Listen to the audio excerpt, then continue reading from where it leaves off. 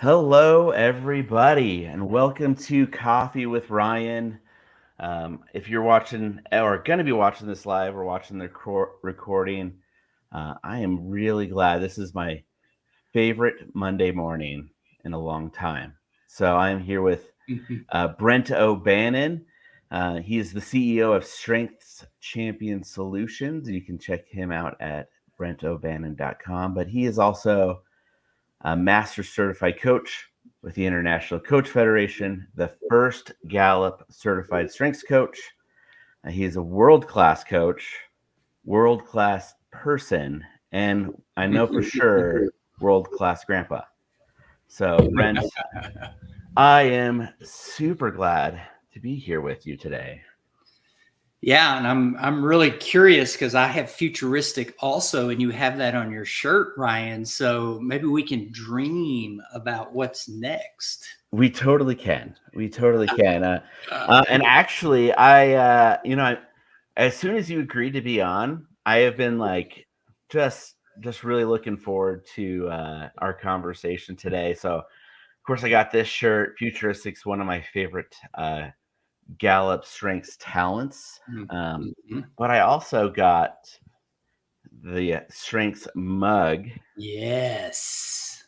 And one of the things I love about this, and we'll hold it up again, is I actually kind of call it my maximizer mug. I don't know how to do this. There you go. Because, You got it. Because they are just so big.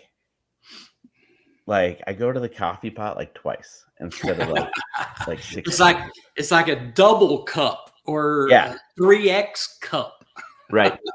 And that's what maximizers do, right? They want. I don't need to go to the coffee pot all the time. I just need it right now. Twice. I'll go twice. Hey, I envy those folks with maximizer.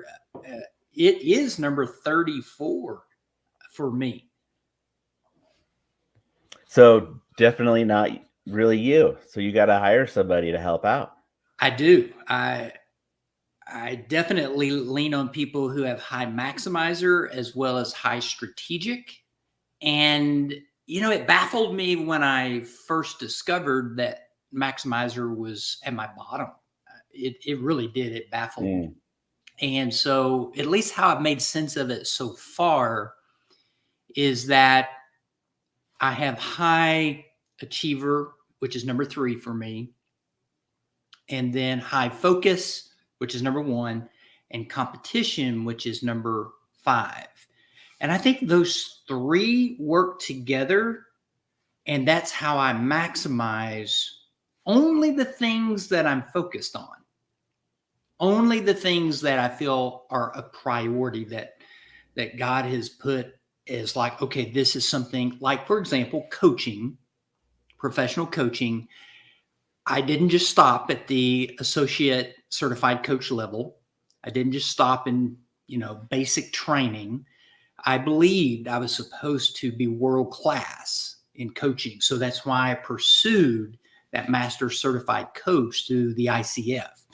So I'm a good enougher on many things, except for the things I either want to be the best and win at or is prioritized.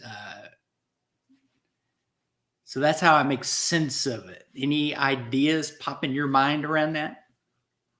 I think it's really great to remember, so thinking about the maximizer talent, it's someone that's able to take something that's there and established and really kind of polish it and refine it. We'll spend the time to do the details.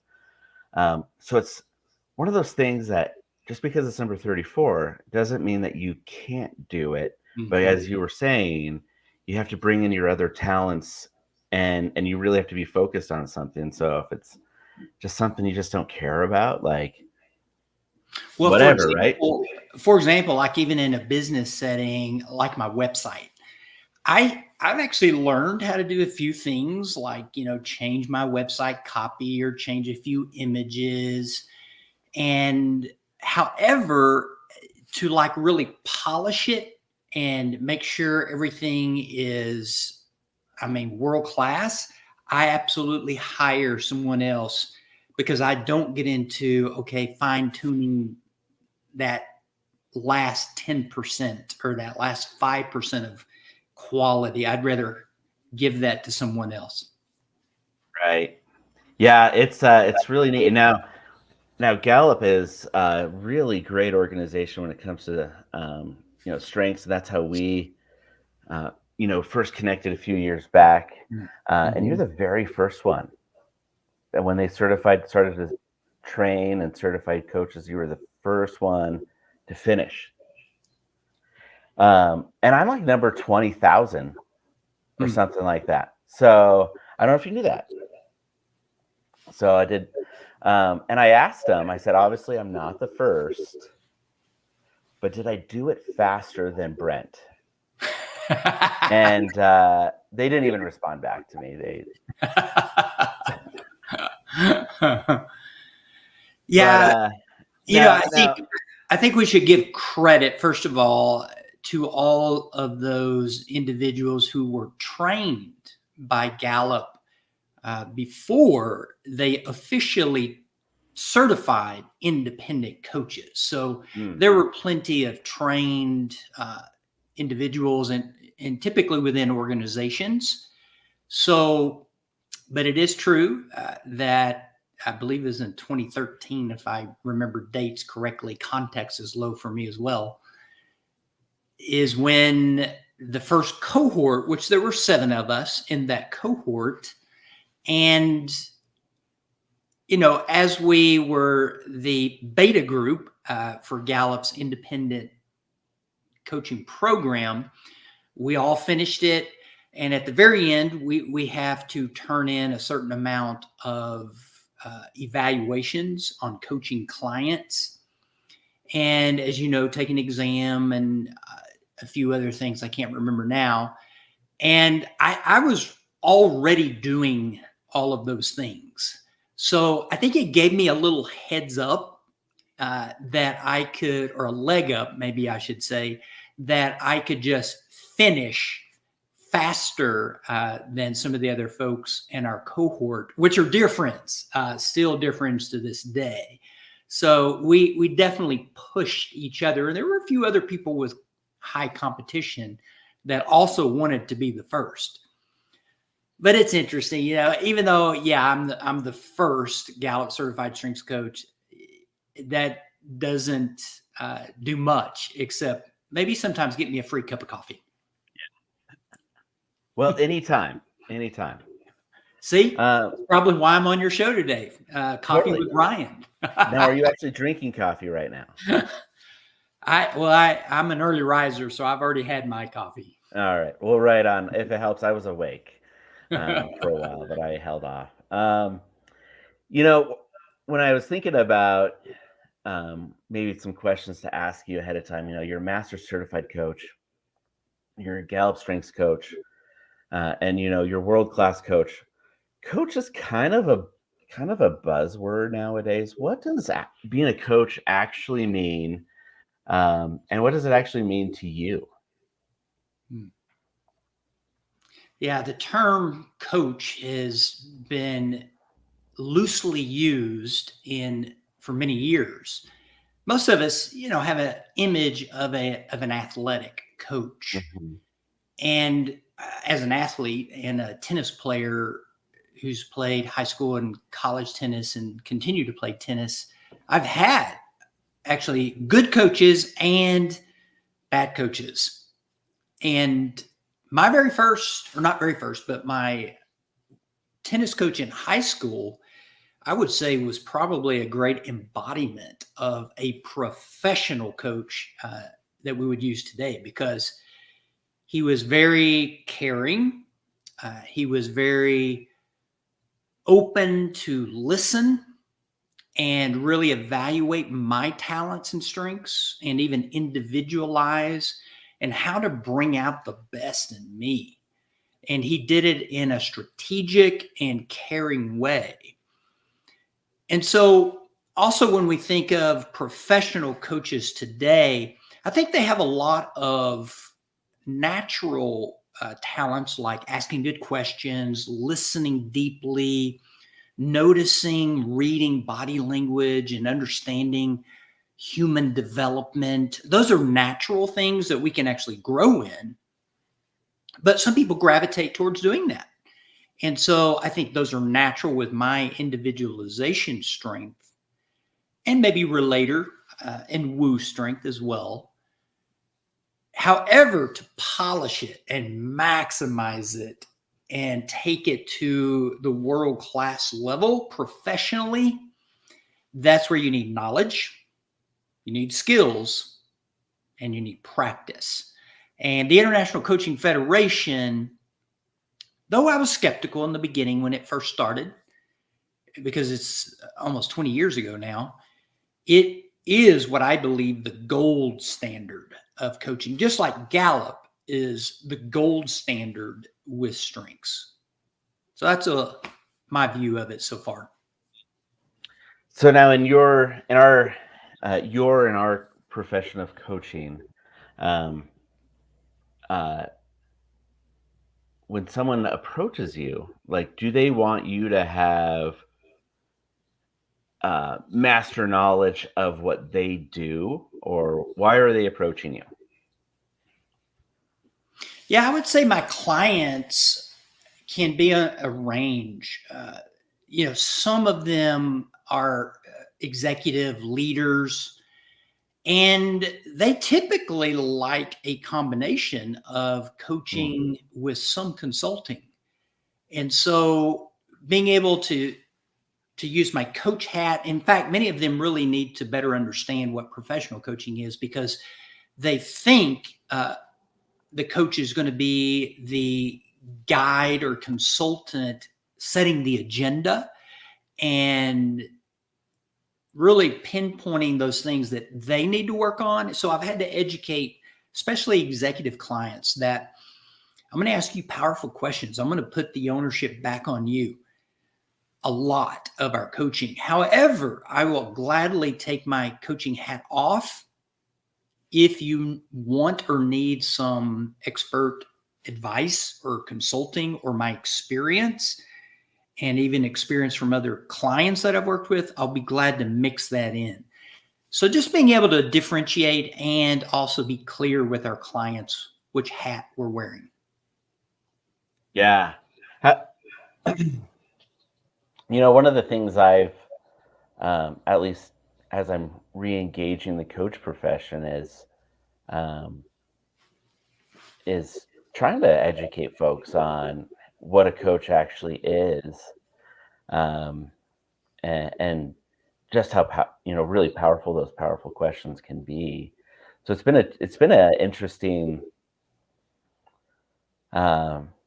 interesting conversations I've had with myself and a few other folks of how do you actually market yourself as a coach,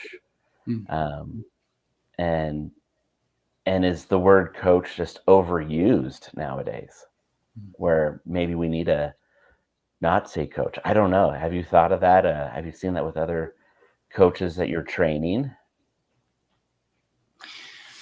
Well, there was a point, the word coach was definitely being used loosely and prevalently. And now I think there's more professionalism, there are more standards, there are more competencies. And so in the corporate world, there is definitely an awareness now of certified professional coaches. So that means having a certain level of accreditation, certification, is differentiating those who just call themselves a coach versus those that are certified. And I'm also a licensed professional counselor for many years. And of course, to become a state certified professional counselor, you have to get mentoring, you have to get a master's degree, you have to be supervised 2,000 to 4,000 hours, even before you get your license. And so that same standard is, I believe, on the rise for professional coaches today, which I believe is a good thing. And so Professional coaching, though, is a billion-dollar industry, and it's still growing. So I do think the industry of coaching is growing. And if you're going to market yourself as a coach, then finding your differentiation and distinction is really important. So maybe a distinction is I got certified faster than Brent by Gallup. I'm not sure that distinction will help, but Probably not. but your experience in the military, Mm-hmm. your experience getting a PhD, those are two things I don't have. So Yeah, they can differentiate the coach Ryan versus the coach Brent. totally. Yeah, I think most of it when it comes down to, and I'll ask you kind of what you're, what you've experienced. But looking at hiring a coach, like coaches need coaches. Like having a coach, having someone that doesn't really have any skin in the game other than they want you to be successful. Able to ask these questions and help you set a direction for whatever you want to, what you're trying to accomplish. Um, is really important. Where having a PhD might matter. A coach having a PhD may matter to somebody. Mm-hmm. But at the end of the day, it's like, how do you connect with the person? Yeah, Like, connection is no doubt one of the yeah, most important pieces. Do I really trust and feel that hmm, this person cares about me, genuinely wants my highest good and best version of themselves? And it is amazing though that some people, they may actually appreciate more knowledge hmm, in a particular coach. Like, for example, if you were coaching someone to finish their dissertation, they may be extra interested in, okay, how did you finish your dissertation and finalize your PhD and help me get over that line. And so your experience and shortcuts that you've learned may really help them. yeah, However, one of the things that we're taught, and I do believe this, is that as professional coaches, we don't have to be experts hmm, in a particular topic in order to coach someone well. hmm, So I don't have to be the guru on PhDs. I don't even have to have a PhD to help someone get over hmm, the line to finish their PhD. I don't have to be the financial wizard in order to even coach a chief financial officer in their role, in their leadership with their team. I can ask powerful questions and still help them build their confidence, build their toolkit, really achieve the goals that they want.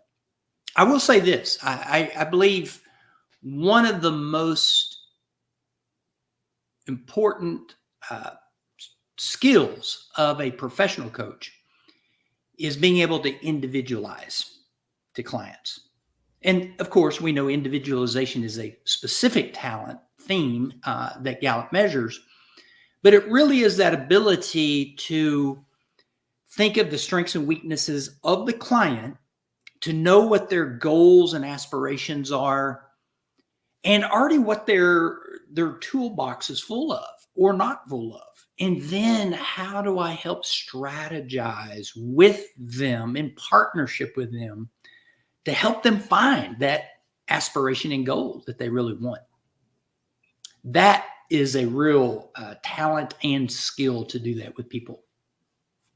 yeah. I love it, and I love the talent of individualization. Going back to talking more specific strengths from the assessment, and I thought about a dear friend of mine who's a great coach, and actually is the one who reintroduced me to strengths, or mostly introduced me to strengths. Individualization number 34. So for those that don't know, there's 34 talents. Number 34 is at the bottom. It's just at the end of the day, just really not you. So it's, stuff we need a partner or have some sort of strategy around. But he had number one, maximizer. And so it's one of those things, like, just because you can't necessarily individualize a plan, but he was really good at understanding the coaching process and really good at seeing from his maximizer lens the things that are just going to help someone just take off. And so I think that's when he kind of what he saw in me too. Like, all right, hey, there's some stuff here that's great. Like, let's dig into it. And so it was really neat. So just because you can't individualize or have individualization doesn't mean you can't individualize someone. So every strength or every talent is kind of a great coaching talent, right? Especially our combination of strengths. Yeah. And so, we call that theme dynamics. So when you have 1, 2, 3 strengths that partner together, then they can actually fulfill the function of one particular talent theme. Mm-hmm.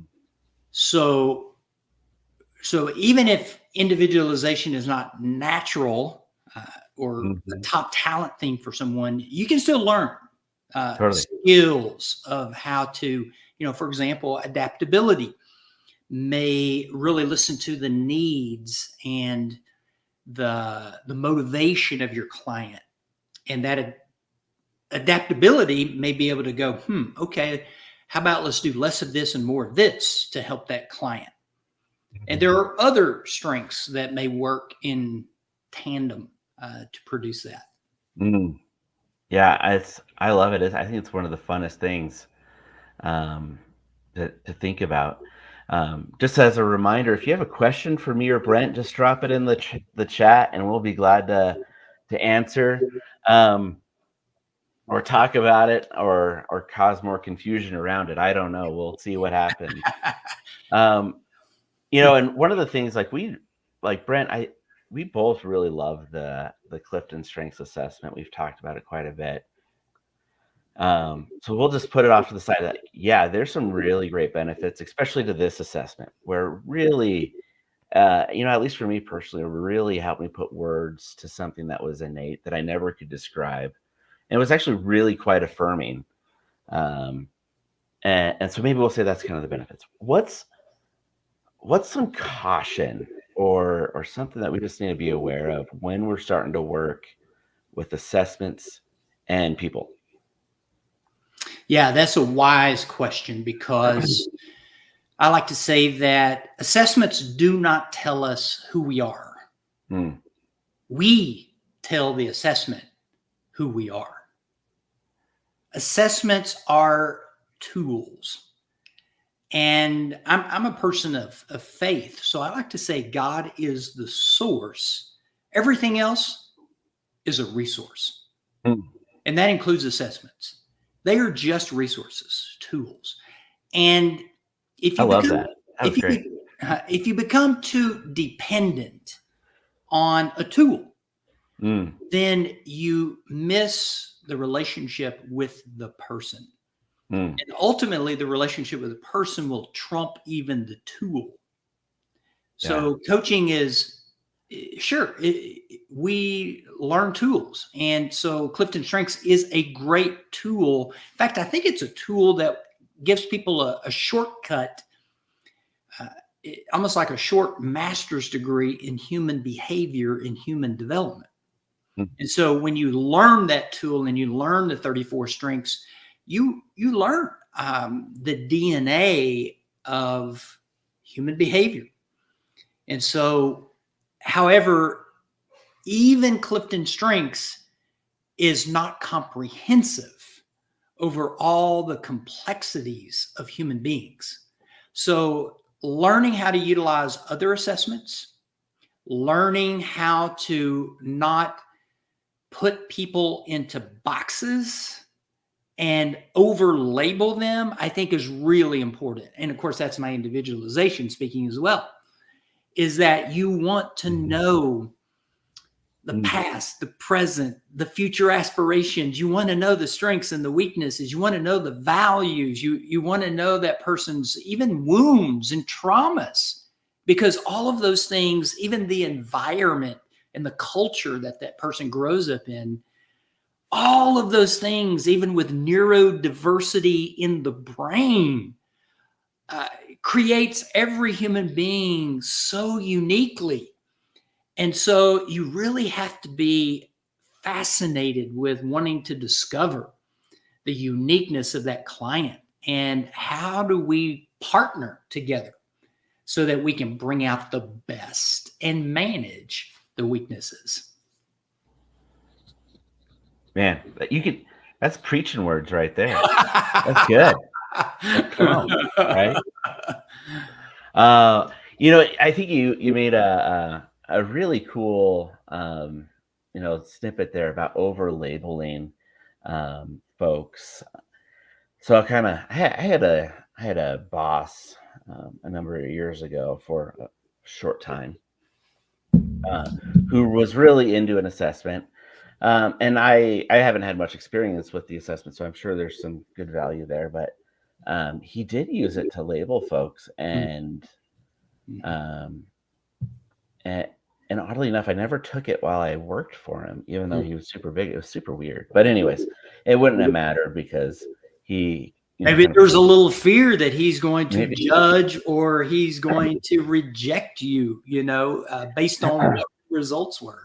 Yeah, and his were the best results, and everybody else kind of maybe had some value, but it was really kind of a sad thing. It was really kind of weaponized against the staff.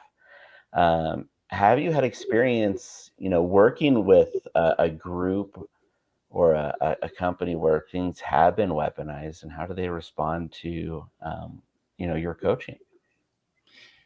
That is a good word. I think there are some cultures and environments and leaders who are not well educated, and so they are weaponizing certain biases and certain models that they live and believe on. And so they try to force that on other people. And so in those cultures, I think there's fear of retaliation, and there's not psychological safety to be authentically you, to be genuinely you. And so it's important when we teach or promote any kind of tool, it's a resource. It's a resource to not just for us to get to know better the other person through conversation and through questions, but it's also a source and a resource for the other person to gain self-awareness. And so it's all those questions we're asking ourselves. What does this mean? What do I learn about myself? Just yesterday, I took the Colby assessment because I've known about that assessment for many years, but I'd never actually taken it. And so out of curiosity, I was like, yeah, I want to take it so I can have one more language or lens to better understand Brent O'Bannon. And so I do that periodically with assessments I don't even know about, because I want to know more about who I am and how I'm wired. So what is your view about that? I love it. Actually, an hour ago, I was thinking of the Colby assessment because I was like, I should take that, because see people on LinkedIn interacting about it, and I'm like, oh, I should learn more about it. So I love it. I'll probably I don't know if I can do it today, but tomorrow for sure. It only takes about 15 minutes, but I will say when I took the Colby assessment, the questions were really hard for me. Yeah. I don't know why, but man, it was just like, wow. I was like kind of surprised. Like, I think I have pretty good self-awareness, and yet some of these questions are like, I'm not sure how to fully answer that. So I just gave my gut response, of course. And there's no right or wrong. I'm not afraid to take assessments based on what they're going to show about me. So, but it's the conversation. You could actually get a result from an assessment,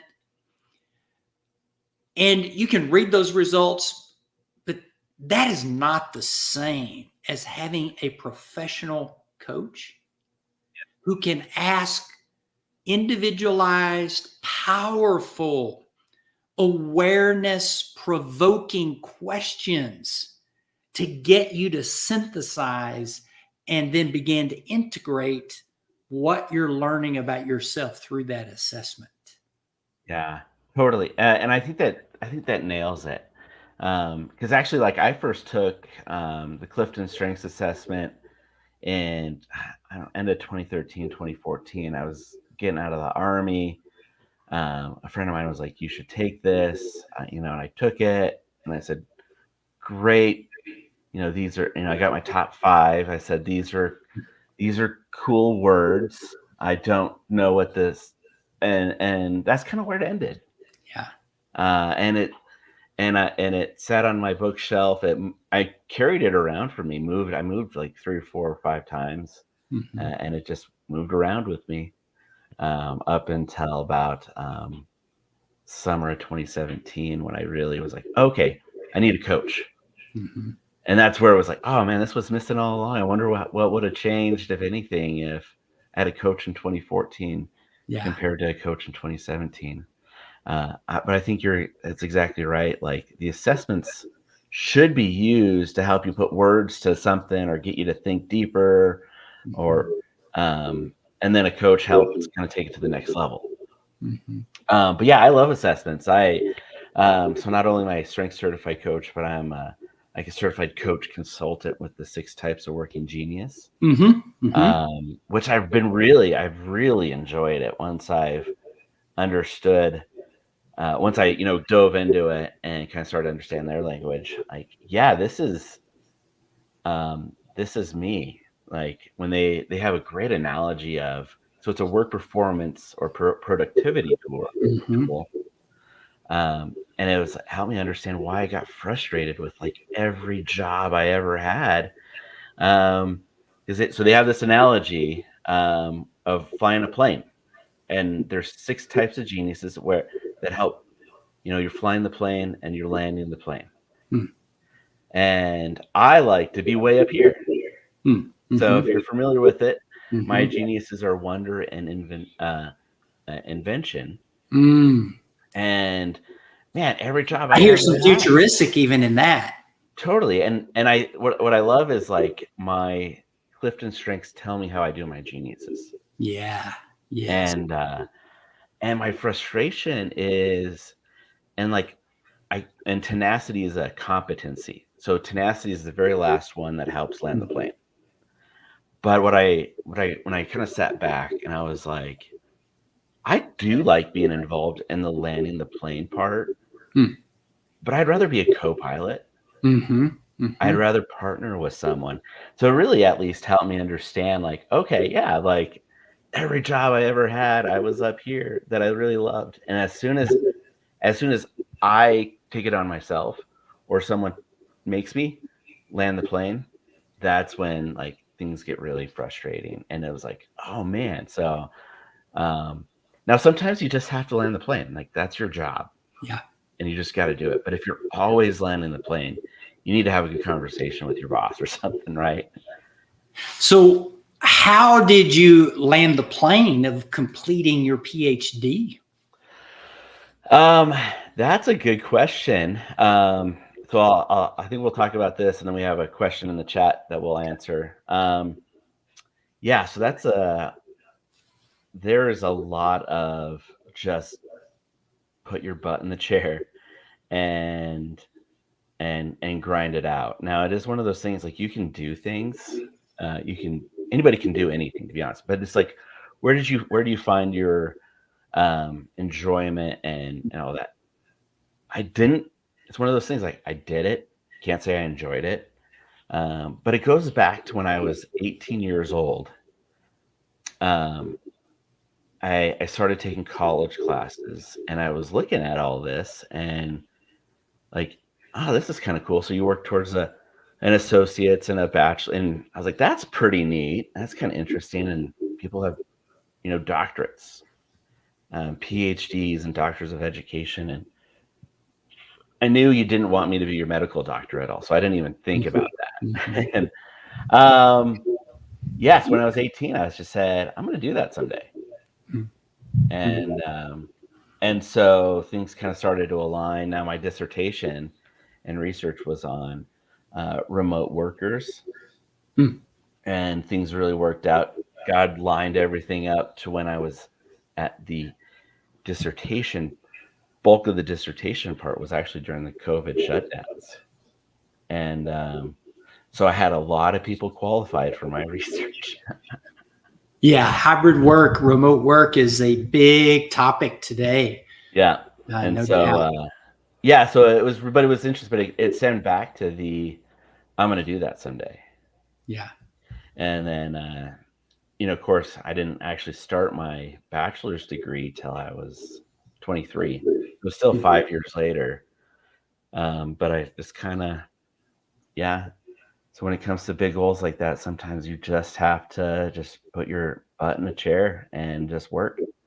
And maybe that's an example, from Clifton Strengths, we think of achiever as people who they do like not just to start and be productive with projects, but they get a joy of ending, finishing, and then boom, jump into the next project. So that's number 3 for me.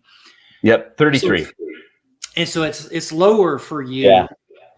But that's a good question of, okay, what other natural talents work together to help me finish the best? It's kind of like what other natural talents do I have that help me to maximize when I need to maximize? Yeah. Yeah, responsibility. I told myself I was going to do it. And then I got some counsel along the way from wiser older men in their late 50s and 60s who were in the same process, and they said, do it before you have kids. And so it worked out. Wise. Congratulations on that. Congratulations on both a PhD and kids. Yeah, I got PhD. My wife was pregnant at graduation, and when I walked the stage, and 8 months after completing, my boys were born, Xander and Lucas, and so that's actually who XL Coaching is named after. Brent, we have a couple great questions in the chat here. Okay.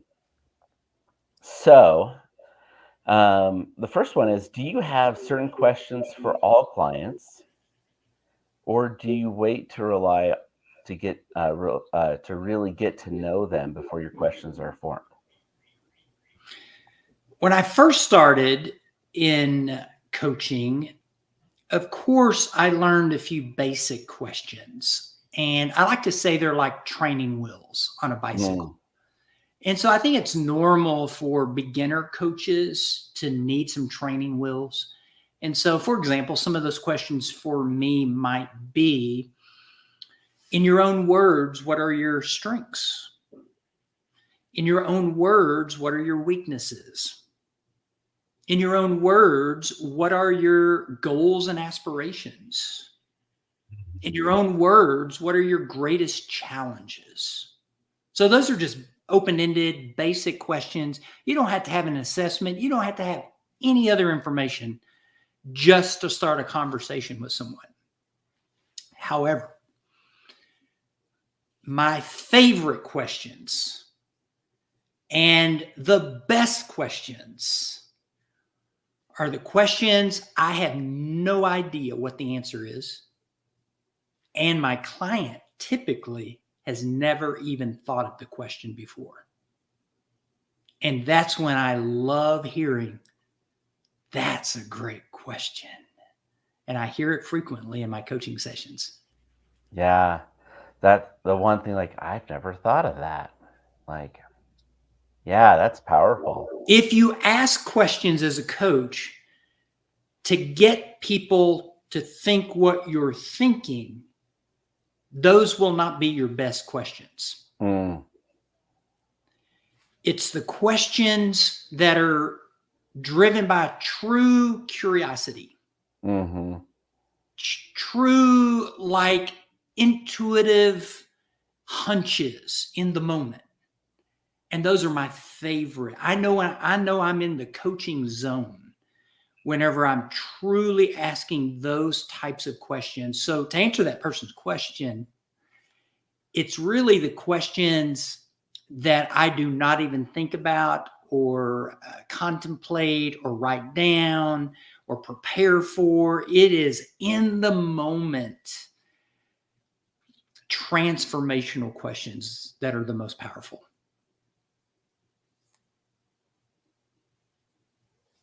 Yeah. Of course, I was kind of thinking like, what's a question you feel like you're never asked that you want to be asked? That's a good way to put it. Yeah. Well, that's also a question to you. So, Woo! like, what's a question that you want to be asked, but you're never asked, Brent?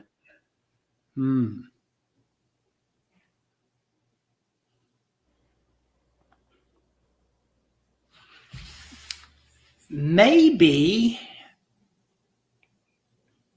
how does counseling and your education with counseling affect and influence your coaching? Mm. A lot of people don't really ask me about that. Mm. Yeah. So how does your counseling and education affect your coaching? Counseling and psychology, and my background in psychology was so much fun for me to learn and to study. And learner's not high for me. So it's my focus and achiever that drive the learning, deep learning for that topic. It's studying all the theories of personality and human development and learning about all of the thought leaders, whether it's Freud or B.F. Skinner or whether it's Donald Clifton. Really, allowing my brain to even, search the complexities of human beings. That's the foundation of counseling. And of course, understanding even mental illness and mental health issues. In my experience with, helping individuals and families and couples and adolescents and adults and all kind of humans over the years as a professional counselor has just, I think it's enriched my knowing of humanity. So if I was to sum up really what I think my calling is, I feel called to champion strengths around the world for human flourishing. And so counseling really helps take people from just surviving to really thriving. And I like the word flourishing even better, because flourishing means that I am well, I am thriving, I am becoming my best in all aspects of my life. And that energizes everything I do with coaching wise and training. I do a lot of training, masterminding. So those skills of teaching, facilitating are different than the skill of professional coaching. And all of those are built on the psychology of people and the sociology of people, really understanding people in environments, in the culture that they grow up and live. Yeah. Yeah. So we're actually we're nearing the end of our time schedule, but you have quite a bit of stuff going on. Tell us what in regards to some workshops for folks. What do you have going on? Love to learn more about what you're doing, and maybe someone might be interested in reaching out to you about it. Yeah, I'm humbled that I have some awesome collaboration going on right now that is just really energizing to me. Number one is a new human resource professional development workshop Mm. that Dr. Derek Cruz and I, who has written 2 textbooks on human resource management and talent management, and he and I are doing a workshop. By the way, we are now SHRM education providers. So we are giving professional development credits. So my company is able to do that now. And so not only are we doing a workshop coming up, but also we are going to be having an HR mastermind ongoing. Another collaboration that's coming up, I'm so excited, is with Shay Bynes, who is the author of Grace Over Grind, as well as Kingdom Driven Entrepreneur. She's really the one that has started that movement. And so she and I are going to be doing a Kingdom Driven CEO workshop together coming up here in March. And we also will have a mastermind that will start. And then the third mastermind in collaboration is with Stacy Witten, who is a professional certified coach, ICF, a lot of years of wisdom and being in different parts of business herself. And she also is the past president of the ICF chapter in Dallas. And so she and I will be doing a faith-based Strengthspreneur 10X strategy workshop coming up. And so we're going to be talking about how do you apply strengths and your faith and biblical principles in business building. So this is for coaches, service professionals. And then, of course, I have that ongoing mastermind, which, in fact, I'll be facilitating here in just a few moments. So that's a little glimpse of what's going on, collaboration. And, of course, you can go to BrentO'Bannon.com. Lots of fun resources and toolkits that you can get there as well. Brent, thanks so much for having coffee with me and hanging out and talking strengths and sharing your story. And everybody watching, thanks for hanging out and thanks for the question. Yeah, like Brent said, please visit BrentO'Bannon.com. And I know you can connect with Brent further from there if you like to. You can also go to xlcoaching.net to connect more with me, or email me at ryan@xlcoaching.net. But I will be here real quick. Next plug. This happens every second and fourth Monday as of right now. My next guest, him and his kind of business partner are educator entrepreneurs, just starting a nonprofit based on the arts, music and photography and all that kind of really great stuff. And we'll chat same time, same place in 2 weeks. So I have some great guests lined up. And Brent, thank you for being my first one in February. And we'll see you later, my friend. You got it.